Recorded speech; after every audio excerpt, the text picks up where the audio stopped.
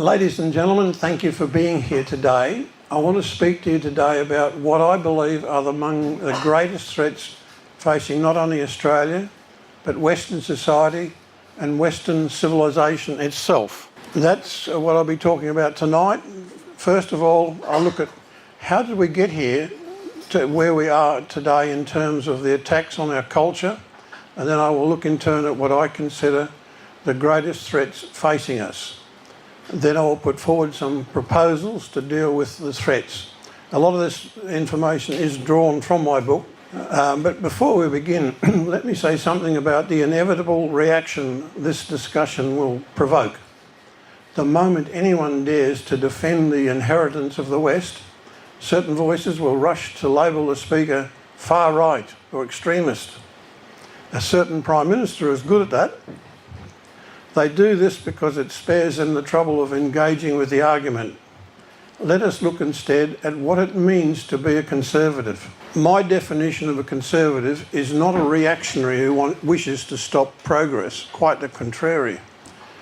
A conservative is a person who, while keen to see society constantly advance in terms of health, wealth, happiness and security, never loses sight of the great gifts bequeathed to us by 2,000 years of Western civilisation.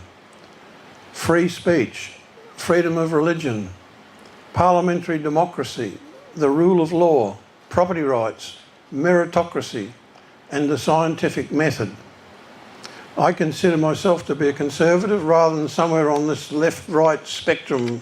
I think it's hard for people of the left to be critical of conservatism when defined like that. It is precisely because these gifts have been so extraordinary that we must ask with real urgency how we arrived at our current situation, where our very civilisation is under attack. How has a civilisation that once produced the greatest flowering of art, science, law and liberty in human history found itself so uncertain of its own worth, so eager to apologise for its existence, and so willing to dismantle the very institutions that sustained it? The story begins in the early 20th century with the Italian communist Antonio Gramsci, who argued that the working classes of the West would never rise in violent revolution so long as they remained attached to their culture, their traditions, their families and their faith. The solution, he said, was, quote, march through the institutions. A patient, long-term subversion of the schools, the universities, the media, the churches, the arts, every pillar that upheld the so-called bourgeois society. Only by capturing the commanding heights of culture could Marxism hope to prevail. Around the same time in Germany, a group of intellectuals associated with the Institute for Social Research, the so-called Frankfurt School, took this insight further. Many were of Jewish background and fled the Nazis in the 1930s, finding refuge in the United States, particularly at Columbia University.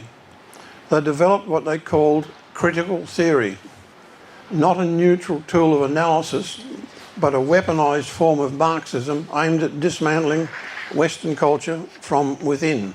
One figure stands out, Herbert Marcuse. Marcuse joined the Frankfurt School and after exile in America produced his most influential work, One-Dimensional Man, in 1964. The book sold over 100,000 copies and was translated into numerous languages. In it, Marcuse called for the abolition of labour as we know it, the total reconstruction of cities and the outright transition from capitalism to socialism. He spoke of utopia as it was just around the corner, if only the existing order could be swept away. His message found a ready audience amongst the radical young. Almost immediately, a cultural revolution swept the West, upending economic, political, sexual, religious and intellectual orthodoxies. Marcuse became a prophet to the new left. The Weather Underground in America, the Baader-Meinhof gang in Germany, the Black Panthers, militants who turned to bombings, assassinations and urban guerrilla warfare. They devoured his writings. They saw in him intellectual permission for chaos. Marcuse was quite open about the methods. In the late 1960s, he outlined a strategy for the radical left: the revolt of the affluent white intelligentsia, the radicalisation of the black underclass, the capture of public institutions, and the cultural repression of all opposition. They were essentially acting as a fifth column, where a fifth column is defined as a group of people acting against the best interests of their country, and even in some cases acting for an enemy of the country. The scale of the left-wing political violence in that era was astonishing, with arson attacks and bombings. Yet by the early 1970s, the armed revolution had stalled. Law enforcement under President Nixon hunted down the militants. Many were jailed or went to ground. Marcuse, ever the strategist, regrouped. He urged the radicals to abandon the bombs and instead embed themselves in the universities, the schools, the media, the social services.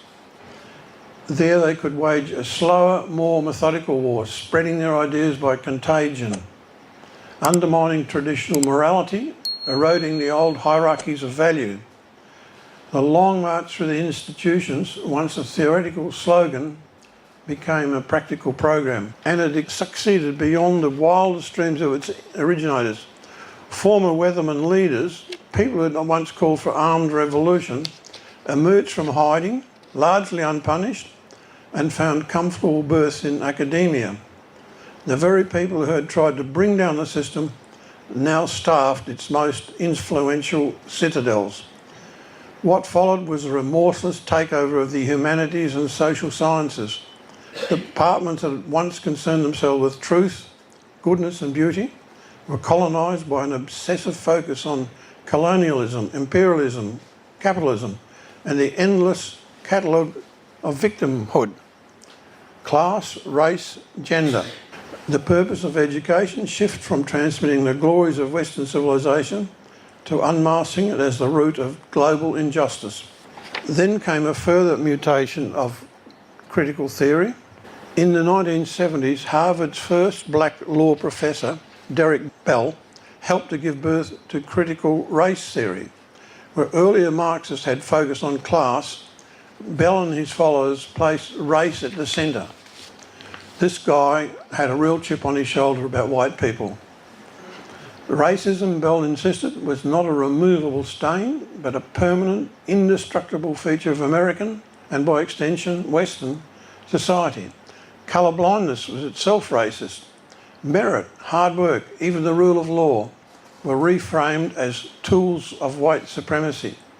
The American story was recast as one long tale of sinister oppression. The university, as a bastion of reasoned argument, thoughtful debate and academic freedom, was gone forever. The revolution overturned Western intellectual and cultural tradition in universities and replaced it with emotionalism, neo-Marxist minority rights and militant mob rule. Its outward expression is a codified regime of political correctness directed against the PC left's principal target, the white heterosexual male of conservative and/or Christian persuasion. Today, the evidence of this capture is overwhelming. Surveys of American university faculty in the social sciences now show large percentages identifying as radicals, activists or Marxists. Entire institutions now operate under the assumption of this new ideology. Black Lives Matter, to take one prominent example, was never merely a slogan about justice. It was, by the admission of its own founders, a self-described Marxist organisation with a program that spoke of dismantling capitalism, imperialism, white supremacy and the nuclear family. BLM protests were funded lavishly by wealthy foundations and billionaires. George Soros alone has poured hundreds of millions into activist causes. What began with genuine outrage over specific incidents quickly became a vehicle for far broader ideological aims. Critical race theory has since metastasised into what can only be described as a new religion, Marxist wokeism. It offers its own cosmology of original sin, whiteness, its own saints and sinners, its own rituals and confessions and public shaming, its own promised utopia once the oppressive structures were finally torn down. Logic, reason, science, and even punctuality are dismissed as artifacts of white patriarchy. Individualism and delayed gratification are condemned as perpetuating supremacy. Dissent is not debated. It is shut down and cancelled. This is not liberalism gone a little too far. It is a total system that views the West as a crime scene to be dismantled. Its inherent adherents believe that by smashing capitalism, free speech, property rights, and the scientific method itself, they can reset society to year zero and build something more equitable. Pol Pot had the same idea. We now live with the consequences of mass paranoia in which thousands march under banners that would have once been thought insane. Queers for Palestine among them. But I would say that if these people ever get to Palestine, they're advised not to venture in the vicinity of tall buildings. We get tens of thousands of people marching over the Sydney Harbour Bridge with pro-Palestine banners. We get Grace Tame screeching, "Globalise the Intifada." This is a woman who was awarded Australian of the Year for standing up for victims of sexual assault, now promoting the barbarians who commit sexual assault on an industrial scale. Tame has become one of Australia's most detested females. Even dogs don't like her. The contradictions are glaring, yet they go unremarked by the faithful. Meanwhile, the very virtues that built the West, the Protestant work ethic, self-reliance, rational inquiry, tolerance under the rule of law, are routinely vilified as symptoms of oppression. We have lived through a cultural revolution comparable to the Chinese Cultural Revolution, only ours shows few signs of abating. The institutions that once transmitted our civilisation now seem intent on repudiating it. Ladies and gentlemen, that's how we've arrived at our present situation. Next, I will look at some of the threats to society that this mind virus has helped to nurture. The first one being climate change. We now turn to one of the threats to our lifestyle and our industrial future created by the lack of critical thinking brought about by critical race theory. I speak, of course, of climate catastrophism, that vast self-reinforcing catechism which has captured presidents, prime ministers, kings and secretaries general of the United Nations with the same fervour that once gripped the commissars of the Soviet Union. It is not merely policy, it is the new end-of-the-world belief. The origins of this theory lie in the deliberate ambitions of one man, Maurice Strong. Strong, a wealthy businessman turned global bureaucrat, understood something the rest of us was slow to grasp. That environmental alarm could be the perfect vehicle for the oldest dream of the internationalist class, the transformation of the United Nations into a world government ruled by unelected elites. He founded the United Nations Environment Programme, UNEP, in 1972, after orchestrating the Stockholm Conference on the Human Environment. His message was clear and unapologetic. The rich Western countries had grown fat by exploiting the Earth's natural resources. Therefore, they must now pay reparations to the poorer nations so that their economies might catch up. The UNEP did not remain a modest technical body. By 1988, it helped birth the Intergovernmental Panel on Climate Change, the IPCC, whose very name suggests a panel of impartial experts, when it has always been, in reality, a political body tasked with producing the right conclusions. What began as a modest concern about possible warming became, under Strong's intellectual airs, a religious creed. Carbon dioxide was no longer the gas that made plants grow. It was the new carbon devil. And the solution was always the same: more power to the international bureaucracy, less power to sovereign nations, and above all, the throttling of the fossil fuels that had lifted billions out of poverty. Look at the statements of our current elites and our politicians, and you'll see how thoroughly this ideology has hollowed out their capacity for rational thought. And Antonio Guterres, the UN Secretary General, has been even more apocalyptic, The IPCC reports are a code red for humanity, he declares. The alarm bells are deafening. The evidence is irrefutable. He issued this famous statement. I'll try and sound a bit like him. The era of global warming has ended. The era of global boiling has arrived. It is of great concern that a man who makes a statement like that heads the United Nations. This is not science, it's a moral panic that serves a political purpose. And the purpose, as strong always understood, is control. Western nations, in their rush to virtue signal, are engineering their own economic self-destruction by banning, taxing, or otherwise rendering unusable the very fossil fuels that built their prosperity. Coal, oil, gas, these are not pollutants in the crude sense our betters pretend.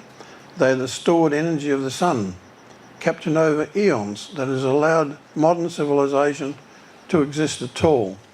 To demonise them is to declare war on modernity itself. Bjorn Lomborg has released a recent report revealing that the global green transition so far has cost a massive $14 trillion and is rising at the rate of over $2 trillion a year. Nowhere is this folly more visible, more immediate and more painful than in here in Australia under the machinations of climate change and Energy Minister Chris Bowen. In his haste to reach net zero, Bowen has pursued a policy of renewable idolatry that has already delivered exactly what sensible people predicted: a large escalation in energy prices. And all the while, the blackouts and brownouts that were once dismissed as conspiracy theories have become seasonal visitors, because intermittent wind and solar cannot be relied upon when the wind does not blow and the sun does not shine. This is not an accident. It is the foreseeable consequence of replacing dispatchable, affordable baseload power with subsidised toys that requires massive backup from gas, batteries and taxpayer-funded transmission lines spanning the continent. The result? Higher prices for the many, virtue signalling subsidies for the few, and an energy system less secure than it was a decade ago. Australians are paying for Bowen's zealotry with their livelihoods, their savings and their future competitiveness. Yet the crowning absurdity, the thing that reveals the intellectual bankruptcy of the entire enterprise, is the treatment of carbon dioxide itself. There is no scientific evidence that CO2 in the concentrations that we're talking about is harmful to the environment in any meaningful sense. On the contrary, carbon dioxide is an essential plant food. Without it, there would be no plants, no crops, no forests, no life on Earth as we know it. One of the world's leading climate scientists and former advisor to a US president is Professor William Happer. He is a friend of mine, and 2 years ago I arranged for him to do a speaking tour of Australia, where he spoke to enthusiastic audiences saying that fossil fuels are the most reliable, low-cost source of energy. Professor Happer said that the modest increase in atmospheric CO2 over the past century has in fact contributed to the greening of the planet, substantially increasing the food available to feed people worldwide. Besides, the elites who parrot their disaster claims have lost the capacity to distinguish between a trace gas that sustains life and the apocalyptic fantasies that have been fed since their student days. Ladies and gentlemen, this cannot continue. The climate cult is not merely expensive, it's suicidal. It asks the West to dismantle the energy foundations of its prosperity, while China and India build coal plants with abandon. It asks us to impoverish our own people in the name of a salvation that will never come. Let the last word on this subject come from one of the finest minds of our time. In an enlightened speech at the 2023 Cannes Film Festival, Jane Fonda explained that climate change is being caused exclusively by men. specifically white men, adding that those men must be arrested and jailed. It's good for us all to realise, she said, there would be no climate crisis if there was no racism. There would be no climate crisis if there was no patriarchy. Now, my opening image depicted China as one of the threats facing Australia today. But time is against us. China is a topic for another day. Suffice to say, I urge Australian businesses to reduce their dependence on exports to China, and particularly for consumers to reduce our dependence on Chinese imports. Every time you buy a Chinese TV or refrigerator, you're helping support the Chinese military. That's all I'll say on China today. I now turn to what I consider the greatest threat to the future of Australia, the one that strikes at the very heart of Western civilisation, Islamism. It is not a distant geopolitical rival or an abstract ideology debated in seminars. It is already inside the gates, advancing by demography, infiltration, and the cowardice of our own elites. While we argue over pronouns and net zero targets, a faith that has never known a reformation or an enlightenment is reshaping our streets, our schools, and our future. Egyptian-born Noni Darwish, who lived for 30 years in a Muslim-majority nation where everything about her life was dictated by the Islamic law code known as Sharia, escaped to America where she warns. And I wish a lot of politicians would listen to what she has to say. And I quote, "The goal of Islam is to establish Sharia law over the entire world. It is nothing less than the achievement of totalitarian power and subjugation of humanity to the most brutal set of laws of enslavement and to Arabise world culture, laws and politics." Her book, Cruel and Unusual Punishment, is one of the best expositions of Islam you'll ever read. If Albanese were to read the book, I'm sure he might have a different outlook on Islam. One of the few leading political figures to speak out about the threat from Islam is former British Prime Minister Liz Truss. In an important speech, she said, "We're not dealing with a load of social democrats that just want to raise taxes a bit and spend more on public spending. We're dealing with people who want to destroy Western civilisation. This is what their aims are." When you look at a map of the Muslim world, it's important to note that prior to the 7th century, none of these countries were Muslim. They were Christian, Buddhist, Hindu, or other religion. Egypt, for example, was Coptic Christian. In the past 1400 years, Islam swept through and conquered them all. Islam twice tried to conquer Europe and was repulsed. This time they're doing it by stealth, utilising the Islamic policy of hijrah, which is conquest by migration. Migration is not merely movement, it is conquest by demographics.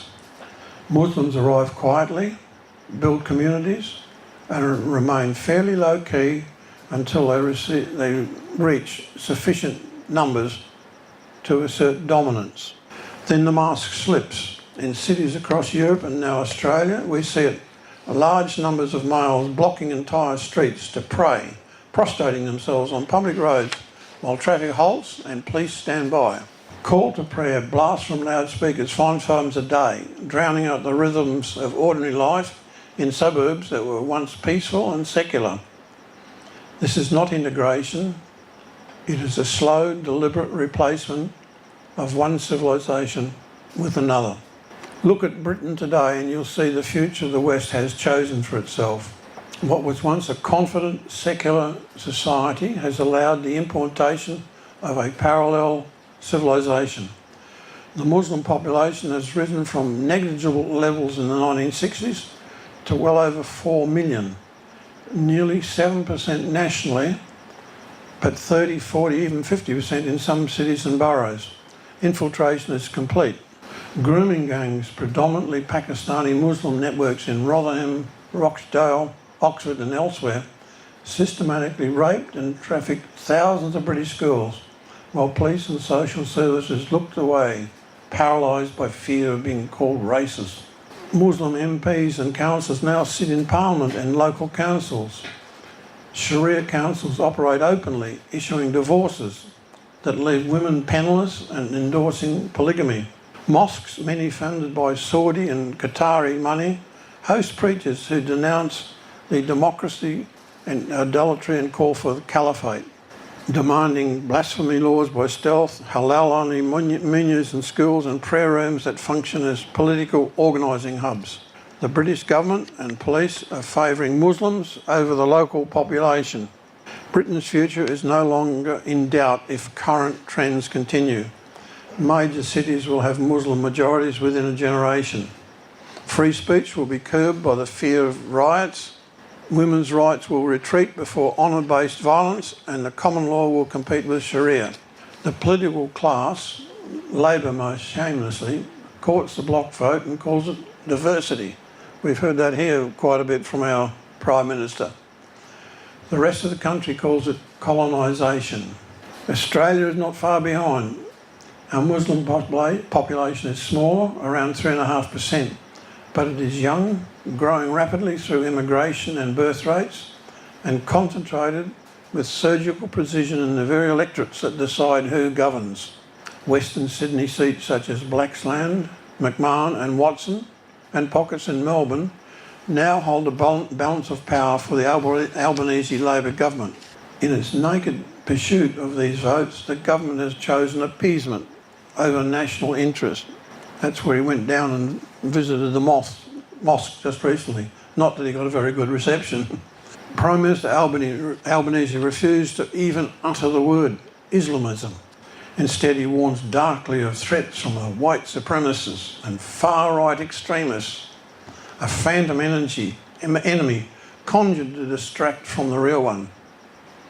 He has softened his language on radical Islam, hesitated to condemn the most inflammatory pro-Palestine protests that have featured calls for intifada and the destruction of Israel, and poured public money into multicultural organisations whose real purpose is often the preservation of parallel societies.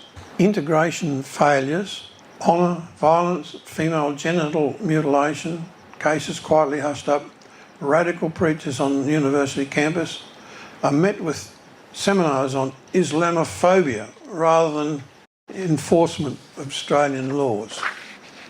Ordinary Australians in suburbs that once felt safe and cohesive now see their tax dollars funding welfare for large polygamous families, their daughters' schools accommodating prayer demands that segregate by sex, and the streets hosting marches that would have been unthinkable a decade ago.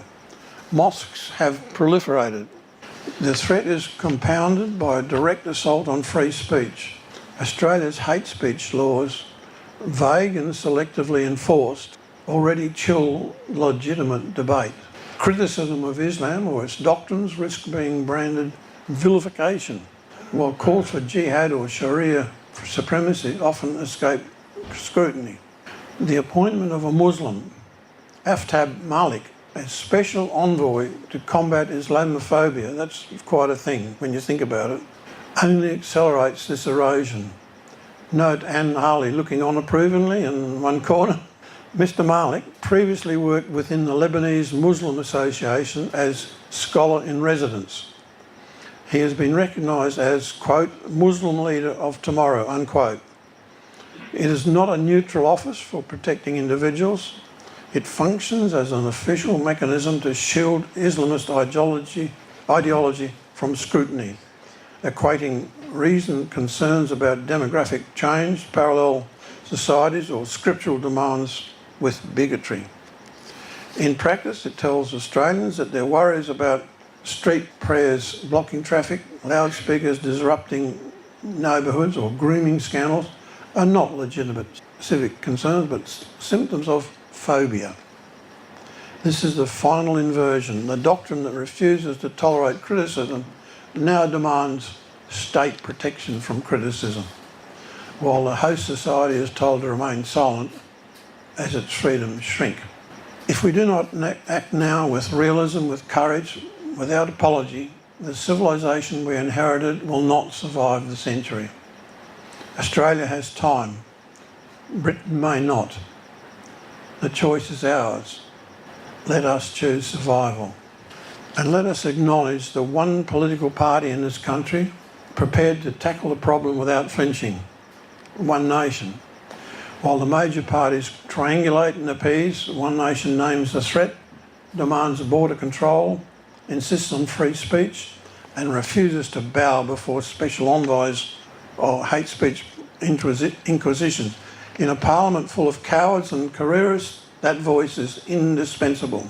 The rest of us must now decide whether we will stand with it or watch our country slip quietly into the long night of Hijra. My book, Is It Too Late to Save the West, puts forward a 22-point plan which, if acted upon by political leaders and leading figures in society, could save the West. The following is a sample of the most pertinent actions. Do everything we can to halt the destruction of our economy by the climate zealots. Restore freedom of speech. Repeal racial vilification laws. Repeal all laws relating to multiculturalism. Cease taxpayer funding of ethnic groups and councils. Cease immigration from Muslim countries. Deport immigrant and refugee criminals. Without concerted and courageous actions like this, I fear that Western civilisation as we know it will very likely disappear within the next 2 generations. Thank you.